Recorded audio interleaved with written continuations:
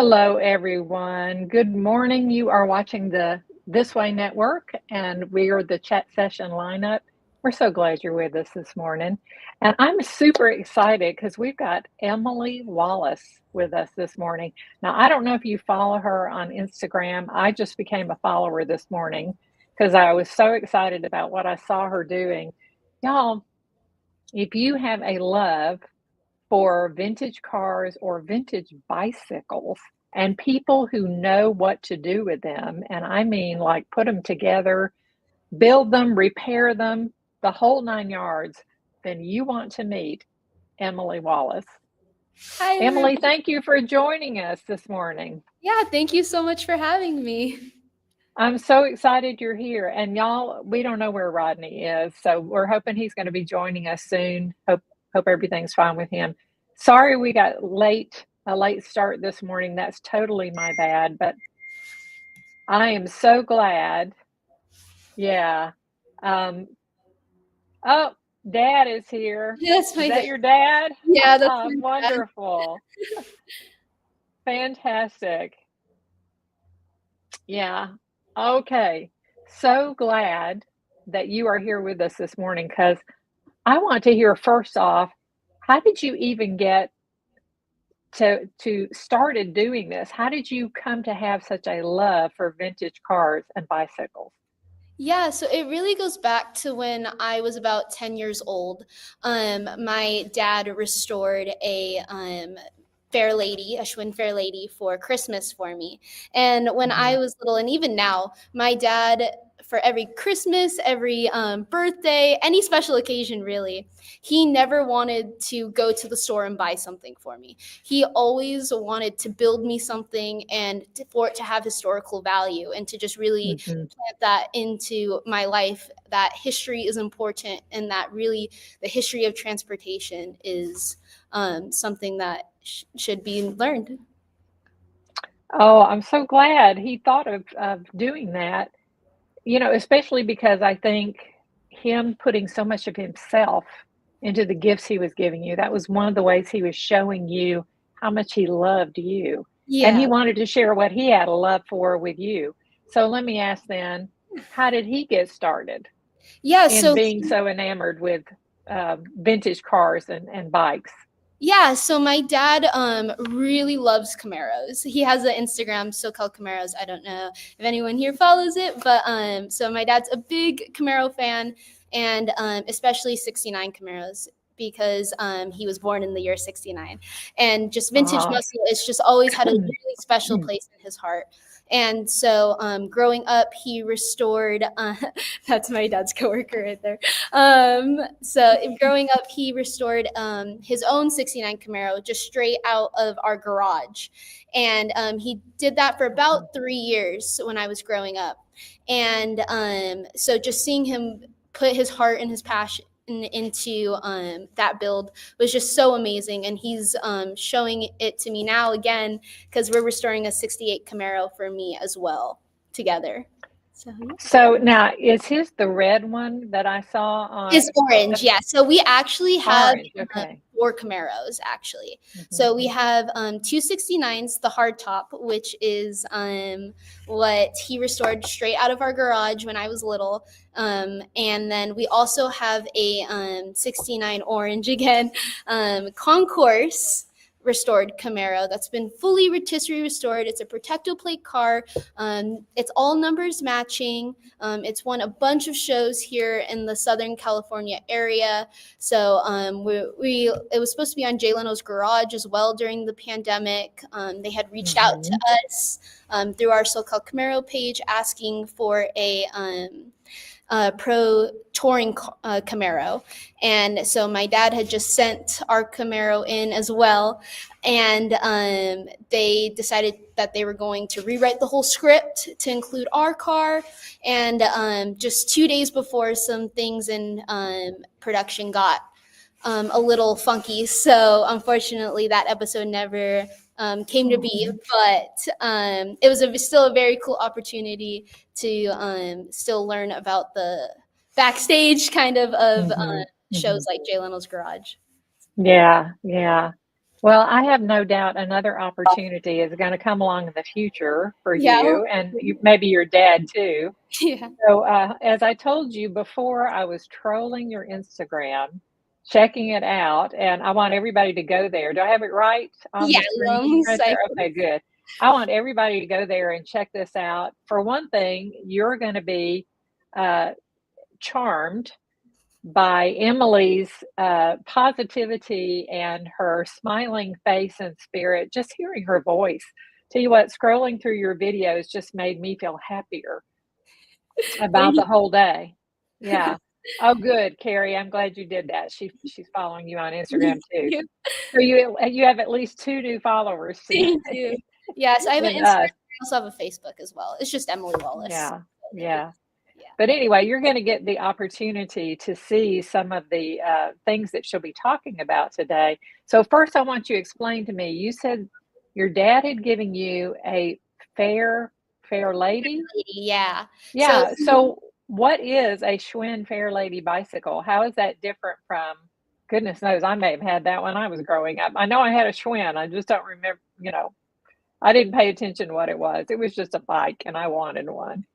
yeah, so that Fair Lady is it's a single speed, and I actually have two. So I have that one that my dad fully restored, not to NOS, so new order stock, or not to original. He it was fully painted like a candy purple. So that one was just really Oh, a fun bike that was personalized to me because my favorite color is purple. And but I me also too. have another Fair Lady that I have as well, and it's a girls' bike. And I typically don't collect girls' bikes because it's one of my only ones because the boy bikes have the big shifters and things, and they're a lot more valuable and than Mhm, the girls. mhm. But I do have another Fair Lady that we got from an auction a couple months ago, and it's completely NOS. It came sealed in the original Schwinn box. I was the first one to break that seal, and we actually put it together. And I am currently working on a NOS display. I do different displays for different shows. Mhm, So I'm working mhm, on a full NOS display right now with a couple NOS bikes that I have. So that's a really mhm. cool bike that I do have in my collection. Alright, so tell our audience again what NOS means. I heard you say it, but in case Yeah, so they it missed it. means new order stock. So that means that it's completely original, either never been used or it, like I said, nothing has been changed to the product at all. So it's straight from the 50s, 60s, 70s, 80s, anything. Yeah. So where do you find things like this? I mean, do you have to write to the Schwinn company and say, "Hey, you got any boxes of old bikes laying around, ones that haven't been used yet?" Yeah, so actually we really don't get anything straight from Schwinn anymore. For Mhm, now you have to get it all from either private collectors, and I am a part of a bike club called SoCal Stingrays that we do vintage bike rides about every other month. And we go to various beaches and we do barbecues and things like that at a park in Long Beach. So we get it through networking there. And a lot recently, we've been getting things from auctions. Auctions are the new place to get to anything vintage from, for us at least. But you can also find it on eBay and places like that. Yeah. So is that where you get parts too for? Because So I know parts you mostly also we have get on, repaired some? yeah. So parts we mostly get on eBay or through personal connections Mhm, mhm. and Wow. as well. A lot of swap meets. Well, I think about things like that, and it's not surprising to me when I look at, the things that I've seen in antique stores and thrift stores and that sort of thing, that stuff is still out there. It hmm just seems like it still would be really hard to come by. So do you do a lot of trolling through antique stores and thrift stores and that sort of thing? Yeah, so it's a lot of internet, scrolling a lot. My dad spends countless hours on, like I said, on eBay and going through auctions and going through Mhm, magazines and things like that for upcoming auctions. Uh, mhm, and Instagram, constantly going through that, just looking to see when a good part will come up. A great example of this is 2 years ago, I entered for the first time the Grand National Roadster Show in Pomona. And my dad said, we're going to enter this show. And we're going to take my 1977 Evil Knievel bike. He said, enter it now. It was about 2 months before the show, and he'll do whatever it takes to get the bike finished. So mhm. my dad spent previously to that, he had spent 3 years on eBay, Facebook, everything, trying to get the parts for this bike. And so eventually, we had to buy a whole new bike in order to get the bike that I Get was the currently parts. completed. Wow. I wanted to build it with completely NOS parts. So it's one of the most perfect Evil Knievel bikes that's probably out there. So that's restored. So That is amazing. yeah. And you never see those anymore. And Yeah. I'm old enough to remember I was 3 years into college when, those bikes were first made, and I remember the whole, marketing with Evel Knievel and everything. So, that's amazing. And I also remember I was looking for this when I was trolling through your Instagram. Um, well, first I was looking for the Schwinn bike that I had growing up, which may have been, like you said, that Fair Lady, although it was probably a little bigger than one I had, and it was blue. I had a blue one. I remember that. But it was definitely a girl's bike. But the other thing I remember is shortly after I got my bike, maybe in the next year or two, all of a sudden they come out with banana seats and spider handlebars and Yeah. yeah, So all these really that's cool one thing things. that a lot of my bikes have are the banana seats. So, and they reproduce the covers now, but I like to try and get as many original as possible. Yeah. So setting aside the whole vintage part, which do you recommend, the regular handlebars or the spider handlebars? Is Um, there a difference in how they perform? I mean, I would just say the regular ones, I guess. Yeah. So why is that, Emily? Just because they handle a little bit better, I assume. So yeah. I thought so too. All right, Yeah. and I have to ask the other question. Yeah. Are you, like me, one of those people who are sorry to see pedal brakes leave the scene? Yeah, for electric bikes, yes. Yes. I am not that well versed in electric bikes, electric cars, anything like that. Mhm, I personally love doing everything with my own hands and just I don't want to say simplicity because they aren't simple. It does take a lot of knowledge, mhm, but mhm.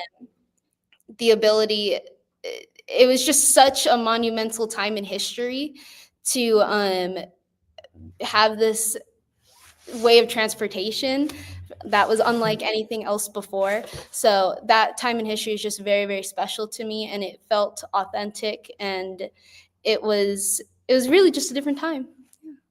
Yeah, it really was for sure. But I know when hand brakes came out on bicycles, and those aren't electric, are they? Aren't they just No. like pneumatics or Yeah. air Well, air yeah. brakes, something like that? Yeah. I know when those came out, I was so used to just backpedaling. Oh, yeah. That's how you used to brake on those. And I never got the hang of the hand brakes, and I felt like my hands were never quite big enough to reach and squeeze.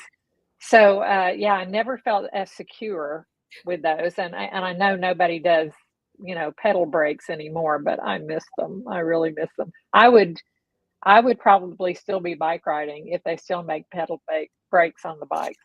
Just saying. That's fun. Although I'd probably be paying for it. But you know what? The first time, this is probably the reason, the first time I ever got on a bicycle with handbrakes. I did something stupid. It was on a hill. And like I said, I didn't feel like I had really good control of it. And Mhm. so I started at the top of the hill and I came down and I was going to turn into a driveway at the side of the hill. Yeah. I overshot the driveway very quickly because I couldn't slow down. And before I knew it, I was down at the bottom of the hill and there was a road that came through and Mhm. curved around Oh, right no. where, Uh-huh. that hill met the bottom. Yeah. And witnesses say I flew over the handlebars, that the bike ended up in the Mhm. ditch with a crumpled front wheel. It slung me into the road, Uh-huh. landed on my face, skidded a few yards, and then rolled back into the ditch. And they had to go down there and get me and bring me back up.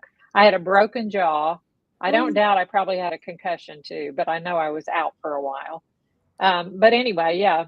So that's my experience. My second time having braces to fix the broken jaw. Oh. And probably it wasn't my last time on a bicycle, but it was my last time on one with handbrakes. Oh, geez. Decided I wasn't gonna do that again. That's Got very me pretty scary. good. It was a big ouch, and I'm shocked I don't have scars from it. I mean, it's, physical Yeah. scars aside Yeah. from mental ones. So, Yeah, anyway, luckily so I've I had to like know, yeah, luckily I've only had one wipeout on my bikes. really. We were on a bike ride in I believe it was Long Beach. And it was just a windy sidewalk and there was sand on it and I didn't see it and I was going too fast Mhm. and then boom, I wiped out right into the sand. I don't remember exactly what bike I was riding, but I just remember my dad being like, "Oh my goodness, Emily, this bike is too nice for you to be to be Oh, out on it." well, you're too nice to end up with all those abrasion burns in that sand. Oh, I'm sorry that that happened to you, but I'm glad you got back up on the Yeah, bicycle. definitely. That was the other thing when we were growing up. You had to make sure you like getting back on a horse, I guess. You had to Yeah, get back on the bicycle yeah, and keep going. So, I love that your dad started you out in this journey with loving vintage bikes and cars by giving you your first bicycle. What was the next step from there? Were yeah. you just a kid riding around on your bike and you're like, oh, I don't care, but watching your dad do these things, or did your dad draw you into his projects and did you start learning with him? Because I noticed on your videos that you're sitting there, a little bit of smudge of grease here and there, and you've got a part in your hand, and you're sitting. My goodness, I saw you sitting inside the engine block Yeah. in a car. You were saying, I just installed, and I didn't even know what it was you said, but I thought, Yeah, we man, would I'm switch. impressed that girl knows her way around a car like that. Yeah, we switched the manual steering to power steering in my Camaro. So, That's what it was. yeah. That's what it was. I was amazed at that. Oh, Yeah. well, Yeah, so thanks. Carrie's asking me, not are you okay? Did you hurt the bike? That's what no, she's saying your luckily the dad was bike is saying. completely fine. So, yeah. But so the next step after my dad got me that first bike was I really started going to car shows and swap meets a lot more seriously. Mhm. And so I was at a swap meet a couple months later and I had saw this frame of a Schwinn lemon peeler, which is part of the Crate series, which was made from 1968 to 1973. Okay, now And why is it called a lemon peeler? just because the color is yellow. But what's cool Oh, about them is okay. All right. 5 speed. They're 5 speed. They have a huge shifter. They have a banana seat, 20 inch. So they're very very beautiful bikes, and I had seen just the frame there, and I, for some reason, just fell in love. And my dad said, "Okay, if you want that frame, you need to go negotiate for it, and you need to make it happen yourself." And so I said, "Okay." And so that was like my first time ever really negotiating and getting into the sphere of collecting for myself. And Mhm. from there I was like, okay, I want the full bike now. And so my dad once again went scrolling, and he was able to find me a completed 1970 lemon peeler, and completely all original. And so I got that bike, and I had just never looked back. I absolutely fell in love. And from there we got the orange crate, a 70 orange crate. And since then I've collected every bike in the series other than the Gray Ghost, which is the most Wow. made in 1971. And it was only a 1 year bike. Mm-hmm. Yeah, I remember those. Yeah. Yeah, I was 10th grade. Yeah. I think in 71, 9th grade, 10th grade, somewhere around. But yes, I remember one kid in our neighborhood had a Gray Ghost. Oh, really? And oh, yeah, it was the talk of the neighborhood. All the boys in the neighborhood in particular were like, oh, I want one of those Gray Ghosts. And the girls were like, what? Yeah, so We didn't even know what that meant. Constantly looking for that one. That's the only bike I need to complete the series. And so but since then for the past 10 years, I've gotten another lemon peeler as well. So I technically have a frame and I have 2 completed ones. So I just absolutely love the lemon peeler for some reason. I'm just really drawn to it. And I don't know if you go through my Instagram, you can see I'm constantly riding that one. We rebuilt the derailleur on it, so it rides so smooth. It's not a bike and not like any other one. Now, is that the one you were riding in the video where you're at the car show and you're going by all these vintage cars on a bicycle? Yeah, no, that one actually is the orange crate, the 70 orange crate. Okay. And so that one I do ride a lot, but lately we've been a little bit more cautious with it because it has an original NOS slick on the back of it. So we just don't want to pop that tire or get a thorn in it or anything like that, just because it is a very, very rare and valuable tire. So, yeah. So now that's another question. Yeah. It's one thing to be able to go to thrift stores and salvage parts that are still in decent shape or help bring them back into decent shape. What about the tires? What do you do about inner tubes and tires? Are they still the same sizes that they used to be back then, so they're not hard to replace, or do you have trouble finding those? Hey, Rodney, we're so glad you're here. Oh my goodness, how you guys doing?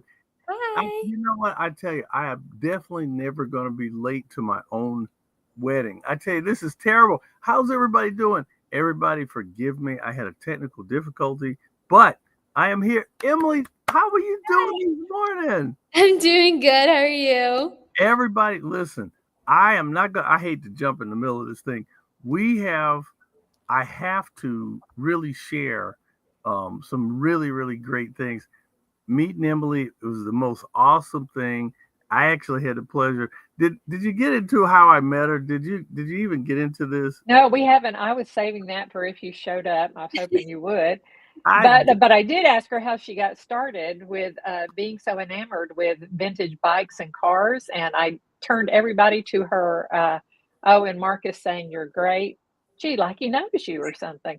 Yeah. And and we pointed everybody to her Instagram, and she's already got a couple of new followers just from that. Yeah. That is so. Tell us how you met Emily, Rodney.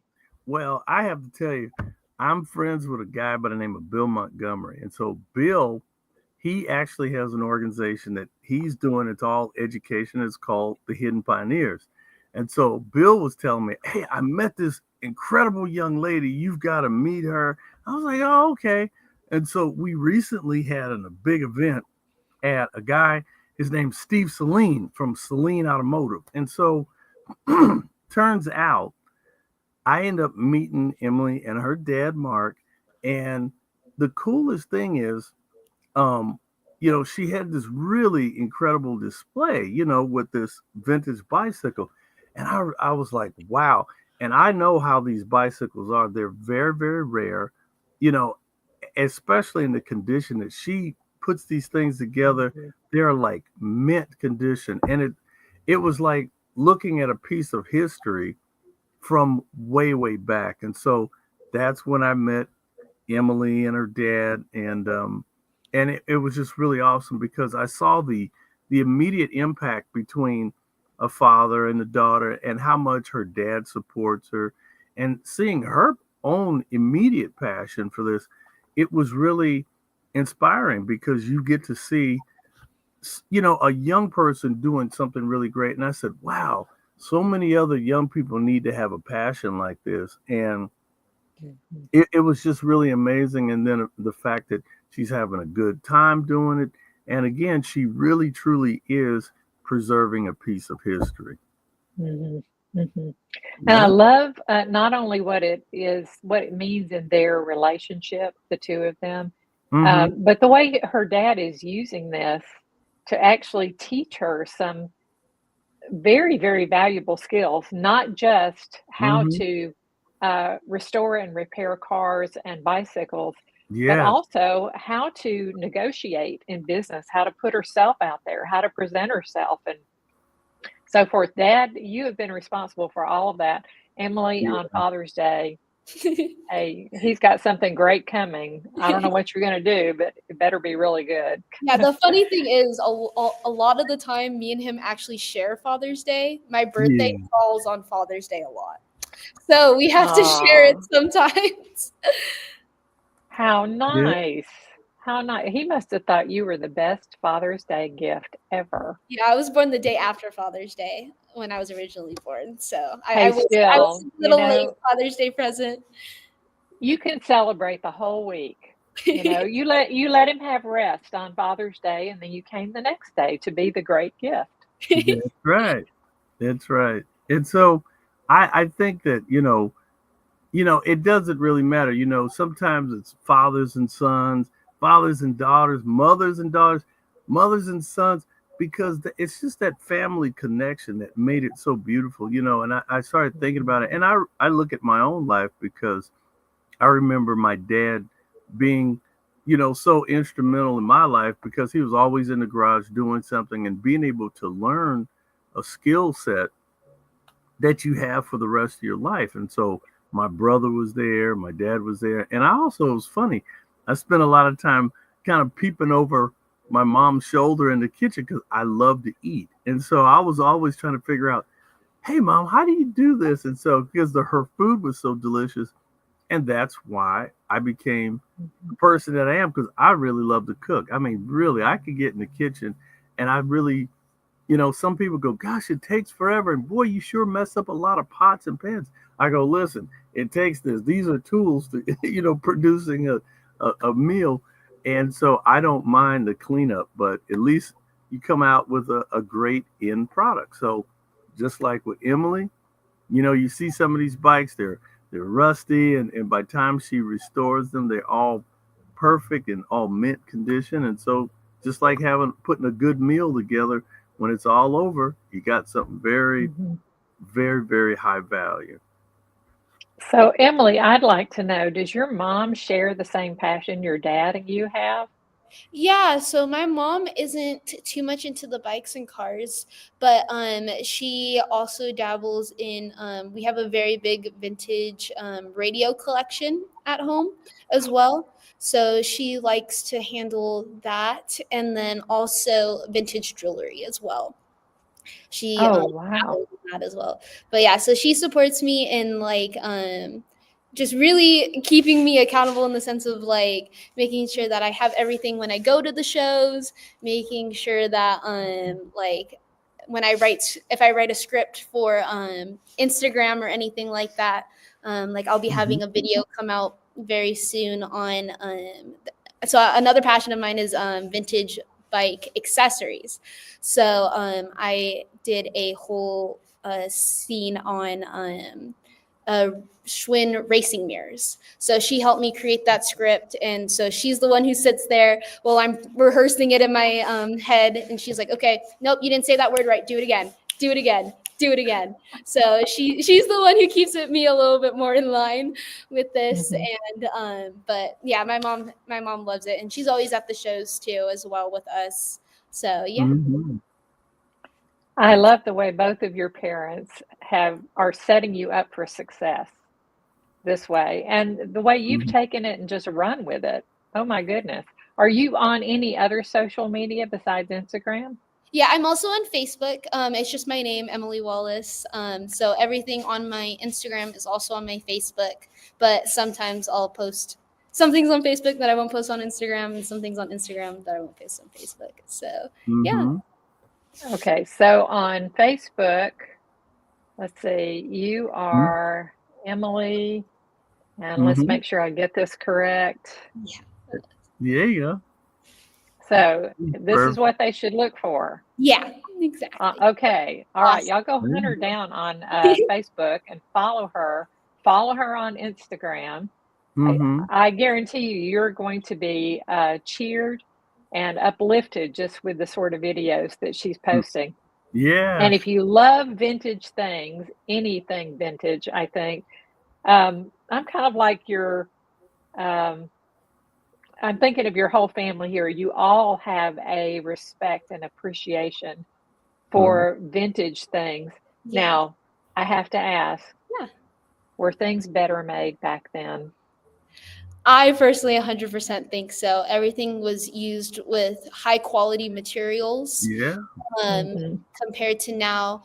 But I mean, some things weren't. Like in Mm-hmm. my Knievel bike that I was talking about earlier, it has plastic panels all throughout it. So that Mm. plastic did not last. And that was Right. one of the reasons why we had to buy a whole nother bike was for the fenders, the Um, plastic fender. hmm. So, Hmm. Mm-hmm. and kids really beat up, especially those evil Knievel bikes, building their own Yeah. stunts and things like that, trying to copy him. So, so in some aspects, yes, things like vintage toys, like Hmm. the steel ones, are great, and the iron ones, great quality compared to Hmm. the plastic ones now. But like I said, it really just depends on what you're looking at. But in total, I believe yes. Back then, things were very much handmade, quality made, Hmm. especially Schwinn. Hmm. You know what? She just brought up something that was very, very funny to me. We One Christmas, I got this incredible Christmas gift, and I should find a picture of this bike. It was a Huffy monoshock bike. Yeah. It was bright orange and it had a shock absorber in it. And so I thought that this was the coolest thing on the planet. I was the only kid in the neighborhood that had a Huffy monoshock bike. Only problem is Huffy had a problem. They had a design problem because when you were riding the bike, the frame would actually give. It rode like a Cadillac. It really rode smooth. It felt like you were riding on a cloud. It really did. The only problem is if you try to do any stunts, like jump off a curb or do anything, the frame would bend and they didn't have a chain tensioner. Yeah. And every time you would jump, the chain would jump off. If you hit a bump too hard, the chain would come off. So my hands were always oily because I had to stop and Mhm. put the chain on and start riding again. So my brother goes, man, they had a design flaw with this thing. And my brother, we were trying to figure out how to install a chain Mhm. tensioner to keep to keep Yeah. tension on the chain. And do you know, I explained this to my dad, I showed this to my dad, and my dad goes, man, we're gonna get you another bike. and, and he literally did. He went out and got me another bike. He was like, this is not gonna work. And sadly, the bike. But you're right, Emily. The bikes back in the day, the chrome and the paint and the metal flake in the paint. I mean, her Swin bikes are crazy, are amazing. I have a picture of you. You're here. That's you working on one of your bikes in the garage. No, that's actually no. I'm actually at an auction there, You're at an and so auction. yeah, and so we were looking for the to see the quality of the tires. You're at an auction. So you see, Hmm. these bikes, they start out kind of rusty, and when you first see these bikes, and I mean that's vintage gold there. And then Emily, whenever she finishes these bikes. They look like voila. They look like that, all done up, looking incredible. And what type of bike is this? This is a Schwinn, and what is the model of this? Yeah, so I was explaining it a little earlier. That one is a 1970 Schwinn Orange Crate, part of the Crate series. And that one actually is completely NOS. So it's completely original. And as I was saying earlier, the back tire is a original slick, which is very, very rare and very, very valuable. So we were talking about a video of me riding it earlier that I have on my Instagram that was actually my birthday party too. We host a little car show for my birthday party every year. So that's what that one is. And when and Nina, the slick is a square edge back tire, and the tire has no tread on it. It's smooth. Yeah, so it resembles a car. Yeah, like a racing slick on a race car. It's smooth. And so I have to tell you, Emily, I remember there was a guy in my neighborhood who had one, and everyone would just gawk at this thing. And I mean, and nobody, there weren't like everybody had one, because they didn't. I mean, they were rare then. And if you saw a guy riding a bicycle with a gear shifter on it, you were like, that is cool, And so it's a shame that there's actually a law against it now, is that you cannot have big shifters in so that's why in the late 70s Schwinn switched over. If you look at Schwinn Hurricanes and things like that, bikes like that, they have a very, very small shifter, and even by the 80s those were outlawed as well, because kids kept trying to, like on the crate bikes, kids would try and jump them or anything, and they would cause a safety hazard. So, and it would injure them. So, by the late 80s, shifters to that magnitude were completely outlawed in the US. Wow. See, I did not know that. This is really learning something, because I didn't know that. I always wondered, why did the shifter bikes, like that disappear? And then now you're really telling us some incredible information. And you actually, Emily, you actually have recently won an award. You had a bike that is really, really rare, a 2-seater. Look at this. It's a tandem. Is this cool? Yeah, so that bike, that show that I went to is the Grand National Roadster Show, just like the Evel Knievel bike. So this was my second year going this year, and I won first place in the bicycle category for the second year in a row. So I was very, very grateful for that. But the bike itself is a 1968 Schwinn mini twin tandem. And so what's really unique about this bike is that it's a 1-year bike only. And and it was made in 1968, like I said, and it has double banana seats. And in 1968, Schwinn made over 1 million bicycles. So they didn't keep very good records of exactly how many they made of these lower production pieces. So the estimated amount of these bikes made is really unknown, and we believe that it's anywhere from 300 to 500, but again, we're not too sure. And most of them were sold over to the East Coast to resorts. So, and the reason why it didn't sell very well is because they're 20-inch tires. So that means it was built for children to ride together, not adults. Okay. So, and no one back then wanted to ride with their sibling. So they did not sell like the Deluxe twins did, which were made for adults, for couples who wanted to ride together. So, I know my dad always told the story that if him and his brother were on it, they would push each other off, and it would just not be a good thing for them growing up. So, so it's a very, very cool and rare bike. And the amazing thing about that one is that we got it from an auction in Las Vegas, Morphe Auction House. And just because of its size and shipping, probably, we were able to get it at a very, very good price. And we were actually going to SEMA 2 weeks after the auction had happened. And so Wow. we called the auction house and asked if they would hold the bike for 2 weeks while we go to SEMA.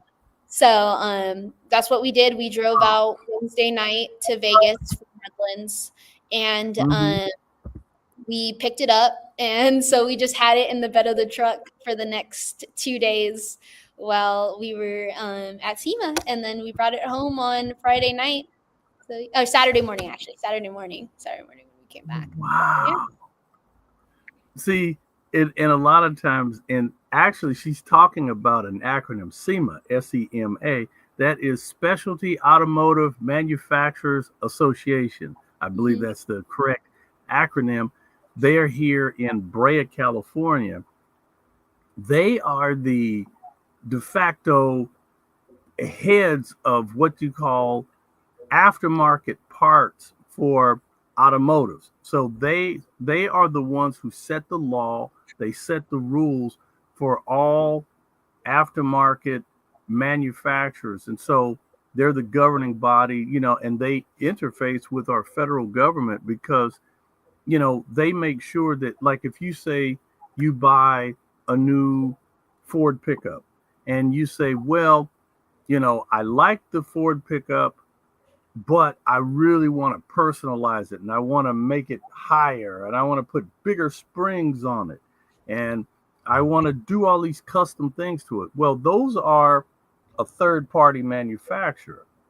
That third-party manufacturer has to meet stringent conditions because they say, well, wait a minute, if you're going to take a brand new Ford pickup and you're going to make it, more or less set the height of it to be off-road and you want to put bigger springs on it, you want to make it customized, it must be road safe.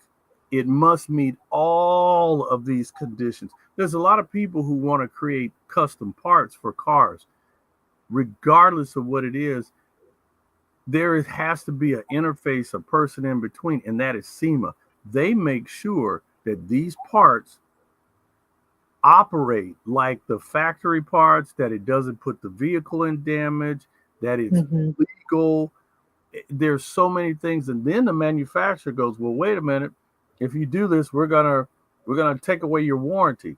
So some of these parts actually work with the manufacturer. It is such a huge thing. And so she is part of one of the biggest events that in transportation and technology that you can ever imagine. This thing happens oftentimes it happens in Vegas, and the SEMA, it brings in millions of people. Am I correct? It's like I think it's the world's largest car convention, if it is. I have that correct. Yeah. And there are millions of people who show up. They come in from all around the world to be a part of this. And I have to give your dad a shout out. Mark has one of the coolest cars. I actually met him at the show. And Nina, you're gonna love this. Look at his beautiful 1969 convertible Camaro. And this thing. Oh no, wait. The one I saw on Instagram was a hard top. Has he got two? Yeah, like I said, we have 4. So we have the hard top, and then we have the convertible, and our convertibles are concourse car. And then we have my 68 that we're restoring, and then we have a 2017 50-year edition Camaro as well. I want to cry because I own 2 1968 Camaros myself. I had a 1968, just a standard Camaro, and then I had a 68 RS, which means Rally Sport, because it has a vacuum front end. It covers the headlights up. I want to cry. I should have never sold my Camaros because, now they are worth a lot of money. And I mean, I restored both of these Camaros. I was in college and I restored both of them at the same time. So because they're both 1968s, I would go and I would buy one set of emblems for one, and I would buy one set of emblems, which is the name, the script, it says Camaro. So I would buy 2 sets at a time. And it took a long time. It took a lot of money. but I was able to restore them. And it's so awesome to see you, Emily, you and your dear dad. Look, she's picking up a transmission with dear dad. So you're really getting your exercise in, and you don't mind getting dirty. There's nothing wrong with a young lady or a young man who's there with their father or mother getting dirty and having fun, getting out there and picking up these parts. Man, that is incredible, because seeing you do this, and this is, and there is a spiritual connection.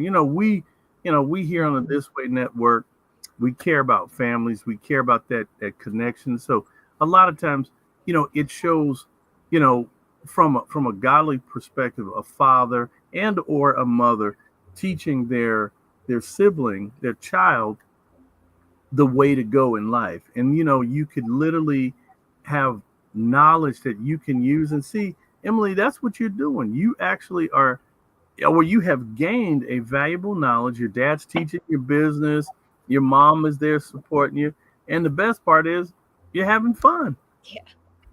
Yeah, I truly love going to car shows and things like that, and like really displaying these bikes.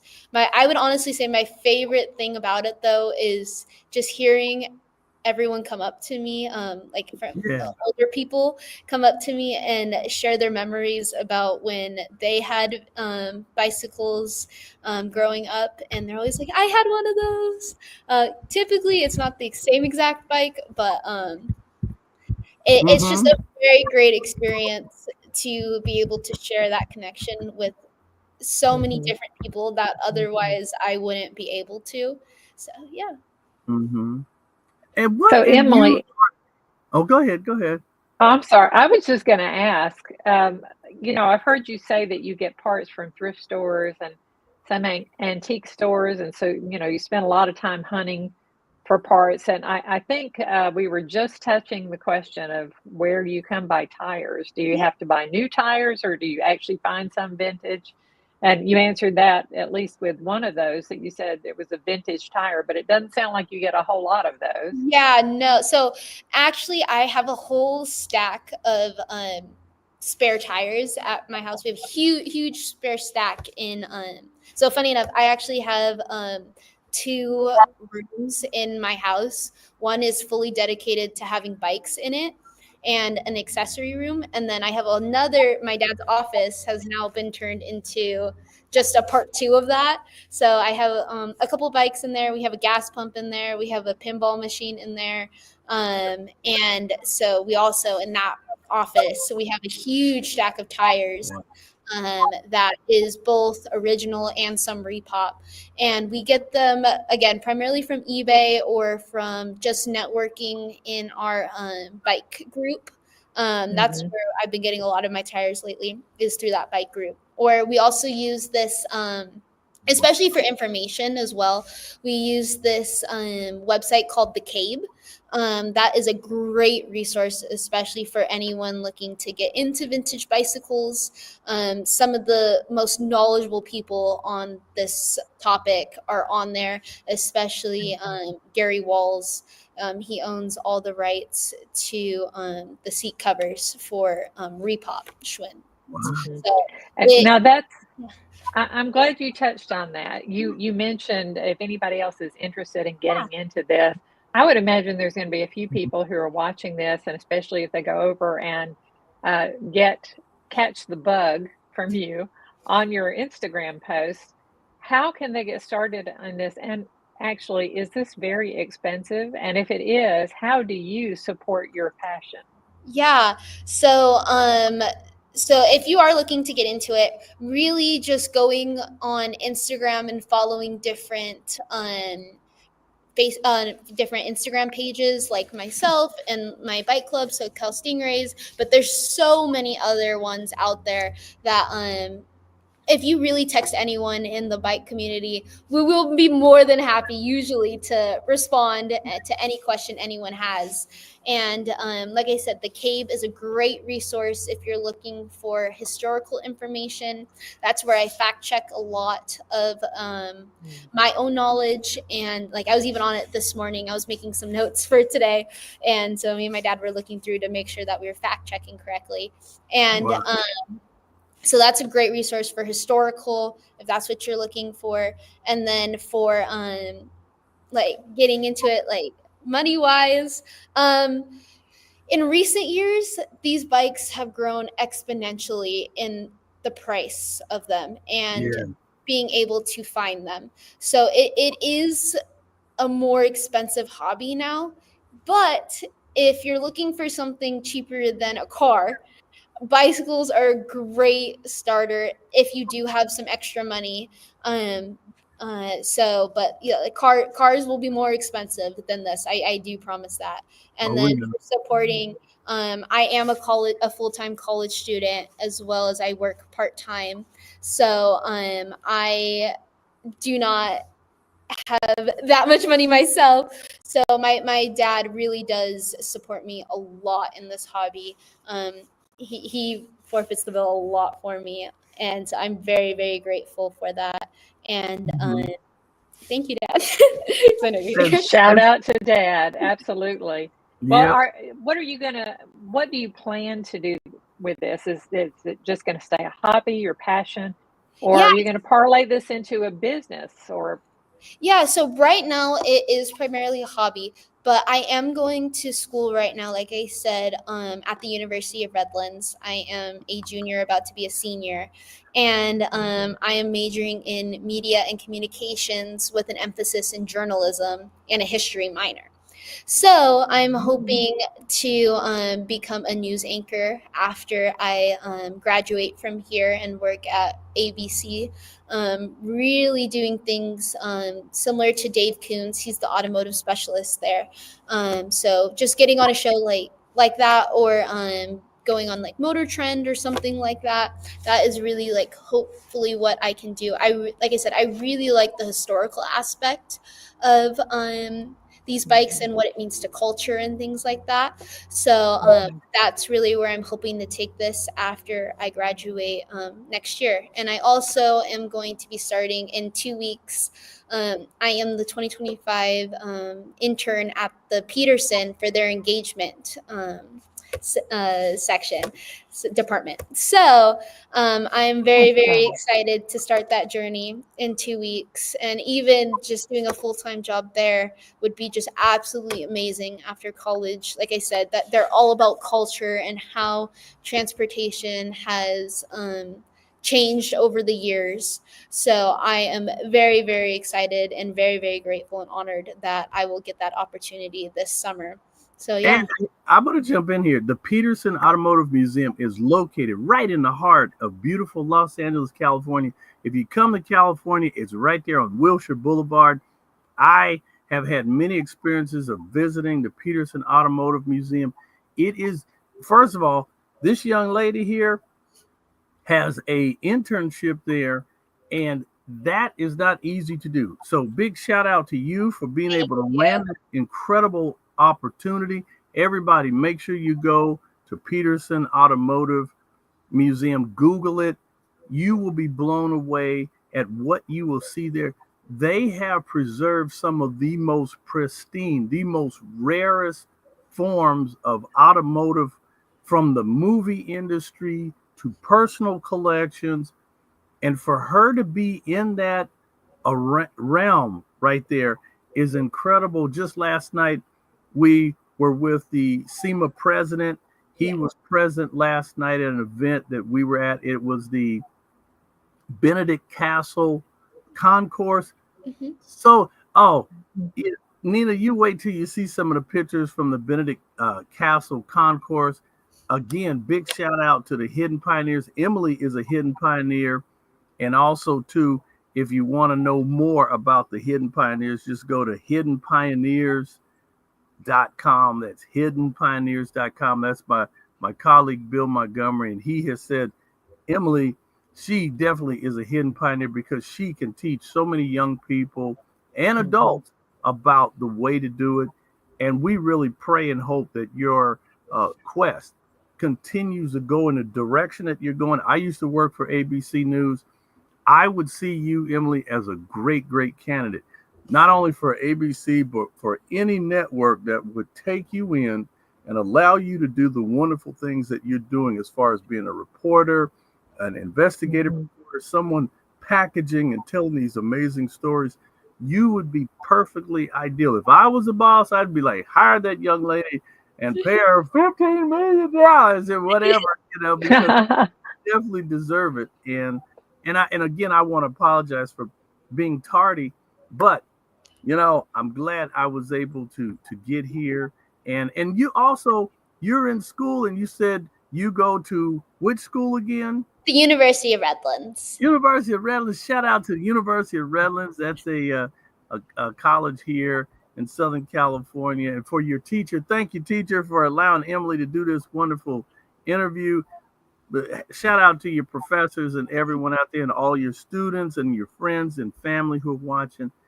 God bless you. I know that you got to get to class. I don't want to keep you. It's okay. I'm good. So anything you guys want to keep going, I already talked to my professor. He said this is top priority right now. Oh, awesome. Yay, yay. Well, we do have about 5 more minutes. Perfect. Yeah. So, yeah, I did want to mention, just throw, a little visioning out there is I can easily picture you at the rate you're going between the, communications major and the journalism and, your vision about being with ABC. But I can picture you breaking out on your own at some point and having your own YouTube channel and a whole big media empire with a lot of other people who are just as passionate as you are about this. And not only that, but you uh, creating that passion in Yeah. other people with what you do. I think you're the person to do it, Thank you. to be honest. Yeah. Because you are a great communicator. Thank you so much. Yes, Yeah. she is. Yes, she is. Yes. I'm telling you. I'm like I said, I'm excited to see the next generation of young people who are out there doing incredible things. And I mean, to be able to see you, Emily. I mean, I'm not just boosting you up. That you really do deserve it. And again, hey, big shout out, University of Redlands out there. Whoop whoop whoop. University of Redlands, Southern California. If you're a young person and you're thinking about going to school, there's a great school right here in Southern California, University of Redlands. That's right. Make sure you check them out. Make sure you put your applications in, young people, because Mhm. having a good, solid education is what it's all about. And Mhm. um, I have to tell you that, again, my dear colleague and friend Bill Montgomery, he had raved about you. And the fact is, yeah, just like you're here on the This Way Network, this is the chat session. We're on again. We have the wonderful Emily Walos. And so she is here, and she is a young person doing incredible things. She's our guest today. And just like our network, we really appreciate you. We really want to see you thrive, and we want to see the next generation of young people out there getting out there doing things. And I'm sure there are people all around who want to see you do your thing and just be successful. Be successful, and you make such a positive impact in the community, and you also, you know, you really touch the older generation and people, and you help them to kind of go, I remember when I had that bike when I was a young person, and look back Mhm. at this. And so you are part of transportation and technology. That is what our federal government wants to see, more young people like you. And even Mhm. at the federal level, they want to see more young people involved in science, technology, engineering, the arts, and Mhm. math. You know what? Hey, I'm going to toot my own horn. I was talking to Emily last night. I said, you know what? Maybe Schwinn Bicycle should have you, you know, bring back a vintage style bike, even, with all the safety things for today, but it still can have that vintage look. And that would be a Emily Wallace special. I think, Schwinn Bike should really pay attention to this young lady, because Mhm. she is keeping their brand. I'm a marketing guru. I got Yes. in marketing and advertising. And I have to say, you know, if I was sitting up there in Schwinn corporate and I said, there's this young lady that's doing some pretty, she's really keeping our brand name out there. She's keeping that Mhm. logo and the history rich. We need to bring her in. So I think you're onto something, Rodney. I think they ought to send her out across the country you, to find more Schwinn bikes in different places, and they should follow her with a camera. That's what I think. maybe we might have to package that because I am a producer and I think that could be a wonderful TV show. Honestly, this young lady deserves her own TV show. She really does. And they have like American pickers and people going around and Mhm. picking stuff. Imagine she could not only go domestic, she could go international. Maybe she could expand to bikes around the world. Yeah, there's a huge actually following in Greece of vintage twin bicycles. If you didn't, Wow. so me and my dad have a very close friend in Greece that he has a bike Mhm. shop there as well. So, Interesting. Pretty cool. Hey, Schwinn, are you listening? You Hey, know, that's right. this tour across America and then send her over to Greece. Yeah, I see it now on the screen. Yeah, Emily Walos, biking it, brought to you by Schwinn. Woo, I like that. Biking woo, it. biking. Yeah, Mm, yeah. mm, mm. And for the longer distances you're going to be traveling, Camaro is not a bad thing either. Maybe you could have co-sponsors, Chevy and Ooh, Schwinn. ooh, yeah. And because not only when she's out there, she's not only looking at these incredible bikes, but she's also hunting vintage car parts too. Ooh, with her dad. Interesting. Interesting. Yes. Oh, I would watch that. Who would not Yep. now it's sounding like a reality TV show, with Yeah, her whole family involved. Oh, before you know it, people would be getting interested in vintage radios and jewelry that's and right. cars and bikes and That's you right. name it. Yeah, just Yeah. Emily, just think of the popularity of shows like Antiques Roadshow and some of me and those my dad others. love American Pickers, and we all watch it together on Wednesday nights. And when I was little, Mhm, it was so funny. We were just obsessed, especially when Frank was on the show. Yeah. Um, we used to every time they'd make a deal, I would force my dad to shake my hand, and I would go, "That's a deal. That's a deal. That's a deal." So it's a very very fond memory that I'll always have with my family. mhm. Wow. Well, Well, I we can picture you making some new memories for not just for your own family, but for a lot of other families Yeah, across the whole globe with your own show. I that think would that be, yeah, needs to happen. yeah. Yeah. And y'all, it won't take you just one time going to her Instagram page and just watching a few, and they're short. She just short videos, but man, she manages to say so much in just a short period of time, and her smile is contagious. I You have to can't tell help you, but be we're, interested in it. we're gonna have to, like I said, Emily, if you would, because I plan to follow you. I plan to see you probably at the next big event and do a more in depth Yeah. on you because I think that you know really we really want to interview you and really dig in from our side, from our production end of things, from the Hidden Garages show, and hopefully maybe we could take the show Hidden Garages to pop in and just take a little peek Yeah. inside your garage and Yeah. interview you and your dad because we're putting a show together again, and we're very excited about it. And we've been meeting some great people. Just yesterday, we are at again the Benedict Castle Concourse. Great show. Love them. Love Don Nicholson. Yes, Amazing, Mhm, amazing man. yes, Barry McGuire is so very, sweet. So yes. mhm. And I very, mean, I was very and- honored. I was media there yesterday. I was in a media role, and that was my first time. So I'm yeah, actually writing an article for my school for it. So hopefully that'll be out by the end of this week. So yeah, I was very honored yesterday to right. have been there, and then I was last year. I was a huge feature exhibitor there. So I was Hmm. there at the Teen Challenge Gala, and I had Hmm. 3 different bike displays there. Like I said, it's all on my Instagram. So I'm Mhm. gonna have to do a follow up, Nina. Maybe, hopefully, if we're not, booked next week, a follow up to the Peterson Automotive Museum. Also, You won't believe it. The man himself, Mr. Barry Maguire from Maguire's Wax. Oh, I should have grabbed his bottle. In the gift bag, I have a bottle of his cleaner. Barry Maguire and the Maguire's family, they go back over 100 years of making car wax.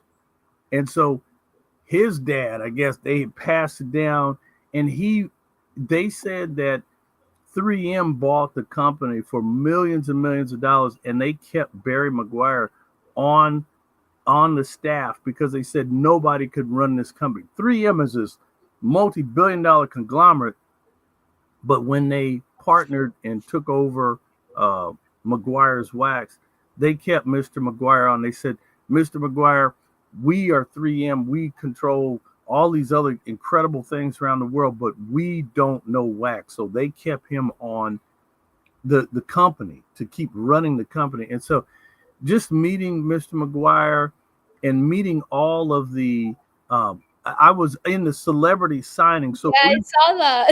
There had to be about close to 30 people, and these were all legends, you know. There's actually 25. 25. Okay, whoa, you counted. Okay. Yep, I went through and I counted. There were 25 celebrities. Oh man. And next to me was a gentleman. His name's Camilo. Camilo actually designed the Ford F40 for Ford. And just there were so many legends there. I was honored to be there. And so we were all signing these incredible, beautiful posters. And so my little signatures on it. So this every year they sit down a whole collection of people. And again, they were raising funds for Teen Challenge, another great organization. I was just speaking with the president, and I want to bring him on because, Nina, you got to hear what Teen Challenge has done to change people's lives. Incredible organization, incredible. So I'm actually familiar with Team Challenge. I'm excited to bring that to our audience too. And yes. I have to ask, this is like an ignorant question, excuse me, but are we talking about the Barry Maguire you're talking about? Is this the same one as the singer-songwriter that I'm familiar with? No, Barry Maguire. Okay, different one. Barry Maguire is different. He is wow. I don't want to spoil it because he is so great. His family and what they have done for the world of transportation technology through the wax company and their innovation. But he also, I am gonna steal this. Do you know Barry Maguire? He is also an automotive collector, and Barry told me this story, which I got the video. I have to find this. Barry buys some of the rarest cars around the world too. And there was this one car that he wanted to buy, and he went to an auction, and he told me the story. He said one of the richest guys in the world showed up, and they were trying to buy this one car. Believe it or not, there was a Christian-owned car company, and it was the Trinitarian Brothers, and they had this car, and literally on the side of the body of the car was a Christian symbol, two fishes, and they looked like they were kissing. And Barry wanted this car, and he heard that this wealthy, even more wealthy than Barry, was going to show up to buy that car. And Barry showed up, and something happened. That man's flight got delayed. And Barry was there at the auction, and he said, Barry told me, he said, the gavel had just said, pow, and he had just won the closing bid. And that guy burst in the room and said, stop. And it was too late. Barry Maguire actually bought that car, and Barry said he was praying that he could get that car, and he actually purchased and owns this car. And it's one of the rarest cars in the world because of the history. And so I love Barry. Barry has a show called Car Crazy, and he's a great Christian man and loves the automotive world. So he kind of mixes his life and his stories and just inspiration. So I'm praying. I actually got Barry McGuire's phone number yesterday, right in my hot little phone. And so I'm going to plan to bring him on because he's such a great man. But anyway, Emily, thank you. Thank you. God bless you. Continued success to you in everything that you're doing. Keep your focus. Big shout out to the Peterson Automotive Museum for giving you that internship. University of Redlands. I'm so honored to have you on, and I really mean this. We'd like to have you back, and I plan to do a more in-depth interview with you for the Hidden Garages TV show. And I'm just for being late. I'm gonna let Nina close it out. Nina, please, if you got any other questions, we need to let this wonderful young lady get her day on the road. Oh, we do. And we need to get our own days on the road too, I know. But Emily, thank you so much for being here with us. We have so enjoyed being with you today, and I can't wait to have you back so we can hear more. Yeah. And all of you out there on the This Way Network, I hope you have a fantastic day. And please remember, be of good courage. God is with us, and we aren't alone. Bye, everybody. God bless everybody. Have a great week, and thank you again for watching the This Way Network. See you next week.